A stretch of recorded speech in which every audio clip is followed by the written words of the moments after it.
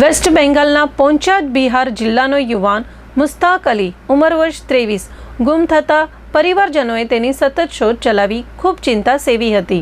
વર્ષો સુધી તે વિવિધ રાજ્યના શહેરો અને ગામડાઓમાં રખડતો ભટકતો રહ્યો હતો। પરિવારજનોએ તે મળશે તેવી આશાઓ પણ છોડી દીધી હતી। આખરે તે રખડતો ભટકતો સુરતના આશીર્વાદ માનવ મંદિર માનવ સેવા ચેરિટેબલ ટ્રસ્ટ મધ્યે પહોંચ્યો।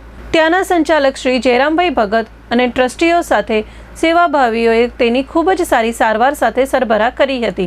જિલ્લા કાનૂની સેવા સત્તામંડળ ભુજના પેરાલીગલ વોલેન્ટિયર પ્રબોધ મુનવરના માર્ગદર્શન હેઠળ માનવજ્યોતના સામાજિક કાર્યકર રીતુબેન વર્મા સુરત સેવાશ્રમની મુલાકાતે ગયેલા ત્યારે આ યુવાનને સાથે ભુજ તેડી આવ્યા। રામદેવ સેવાશ્રમ પાલારા કચ્છ મધ્યે આ યુવાનને આશ્રય આપી તેની પાસેથી મળેલી માહિતીના આધારે પશ્ચિમ બંગાળ પોલીસની મદદથી તેનું ઘર પરિવાર શોધી કઢાયા। રમજાન મહિનામાં સમાચાર મળતા જ પરિવારમાં ખુશી છવાઈ ગઈ। ભુજ વિડીયો કોલ કરી પોતાના સંતાન અંગે વૃદ્ધ માતા પિતાએ ખાતરી મેળવી। આજ અમારો દીકરો છે એવું કહી માતા વિડીયો કોલથી પુત્રને જોઈ ચોધાર આંસુએ રડી પડ્યા હતા।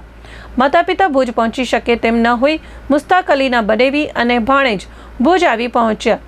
17 વર્ષ પછી પણ મુસ્તાક અલીએ પોતાના સગા સ્નેહીઓને ઓળખી કાઢ્યા ત્યારે એકબીજાને ભેટતા ભાવુક દ્રશ્યો સર્જાયા હતા। ઘરેથી નીકળ્યા ત્યારે આ યુવાન 23 વર્ષના હતા, આજે 40 વર્ષનો થઈ ચૂક્યો છે। આમ આ પરિવારની વેદનાઓનો 17 વર્ષ પછી અંત આવ્યો હતો અને પરિવારને રમજાન માસ ફળ્યો હતો। માનવતાના આ કાર્યમાં પૃથ્વીરાજસિંહ જાડેજા, આનંદરાય સોની, દીપેશ શાહ, સરદેવસિંહ જાડેજા, રફીક બાબા સહભાગી બન્યા હતા।